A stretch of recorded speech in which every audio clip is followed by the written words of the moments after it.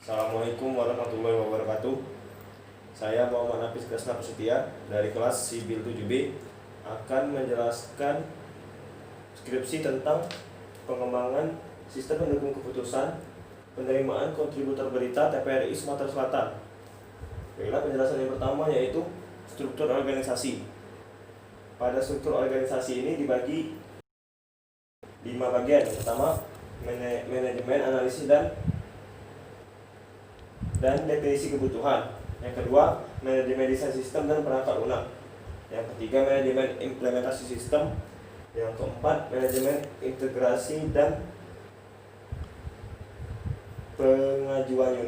pengujian unit. Yang terakhir adalah manajemen operasi dan pemeliharaan sistem. Pada manajemen analisis dan definisi kebutuhan dibagi menjadi 2, yaitu staf dan tenaga ahli.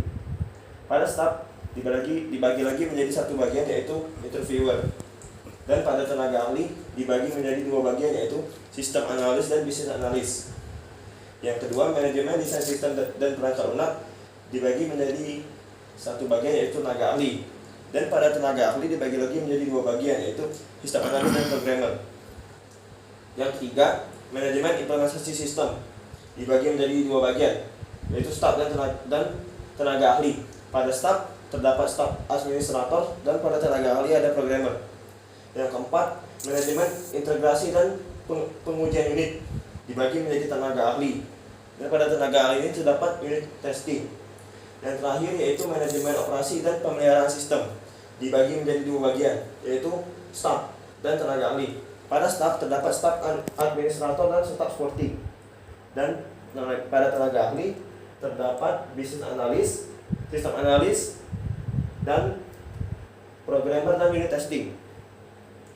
Berikutnya adalah diagram work breakdown structure pengembangan sistem pendukung keputusan penerimaan kontributor berita TPRI Sumatera Selatan. Dibagi menjadi 5 bagian, yaitu analisis kebutuhan, analisis masalah, desain sistem, implementasi sistem, dan pengujian sistem. Pada analisis kebutuhan dibagi menjadi 3 bagian, yaitu bagian yang pertama mengumpulkan data dari sistem yang ada, mengidentifikasi permasalahan yang ada pada sistem, dan yang ketiga menentukan kebutuhan sistem. Dan pada bagian pertama dibagi lagi menjadi 1 bagian, yaitu melakukan wawancara dan observasi dengan pihak TPRI yang dilakukan oleh staf. Berikutnya pada bagian melakukan wawancara terdapat 4 tahapan lagi, yaitu menyiapkan daftar pertanyaan, membuat janji dengan pihak yang terkait dengan sistem, melakukan wawancara, dan membuat dokumentasi hasil wawancara. Dan semua tahapan tersebut dilakukan oleh staf. Baiklah, pada tahapan yang kedua yaitu analisis masalah. Analisis masalah dibagi lagi menjadi 1 bagian, yaitu menelusuri detail pada masalah. Menelusuri detail pada masalah pada sistem dibagi lagi menjadi 2 tahapan, yaitu mempelajari hasil investigasi awal dan menganalisis kebutuhan sistem. Yang kedua, menentukan permasalahan pada sistem. Pada menentukan permasalahan pada sistem dibagi lagi menjadi 1 tahapan, yaitu merumuskan masalah utama yang harus diselesaikan pada penerimaan kontributor berita pada TPRI. Berikutnya ada tahap yang ketiga, yaitu desain sistem.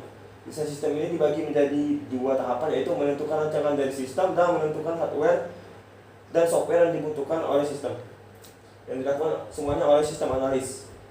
Pada menentukan rancangan dari sistem dibagi lagi menjadi 3 tahapan, yaitu membuat arsitektur sistem yang dilakukan oleh sistem analis, membuat database desain yang dilakukan oleh database analis, dan yang terakhir membuat rancangan interface yang dilakukan oleh database analis.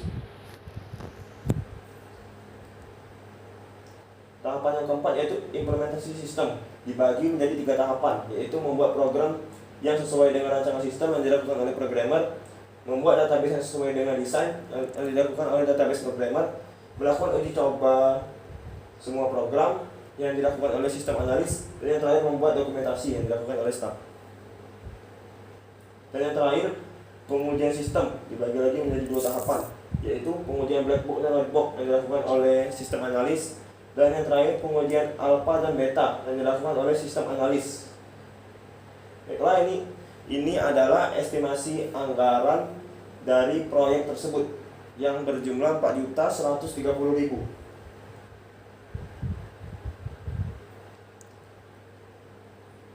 Berikutnya adalah tujuan pembuatan skripsi. Adapun tujuan dari pelaksanaan penelitian ini adalah mengembangkan sebuah sistem pendukung keputusan penerimaan kontributor berita pada kantor TPRI Sumsel dengan menggunakan metode multi-objective optimization on the basis of ratio analysis atau MORA, yang diharapkan dapat membantu mengambil keputusan dalam memutuskan calon kontributor berita yang tepat dan terpilih sesuai dengan kebutuhan dan ketentuan dari kriteria yang telah ditetapkan oleh perusahaan. Manfaat pembuatan skripsi ada 3, yaitu membantu mengambil keputusan dalam melakukan penerimaan kontributor berita agar lebih cepat. 2. Membantu meminimalisir kesalahan, kehilangan data, dan penumpukan berkas dalam penyeleksian kontributor berita baru. Dan yang ketiga, dapat meminimalisir subjektivitas dalam proses penilaian, sehingga diharapkan nantinya dapat lebih meningkatkan objektivitas dalam memutuskan kontributor berita yang akan diterima sesuai dengan kriteria yang dibutuhkan, sehingga diharapkan mendapatkan hasil yang akurat. Baiklah, sekian penjelasan dari saya. Lebih dan kurang saya mohon maaf. Terima kasih. Wassalamualaikum warahmatullahi wabarakatuh.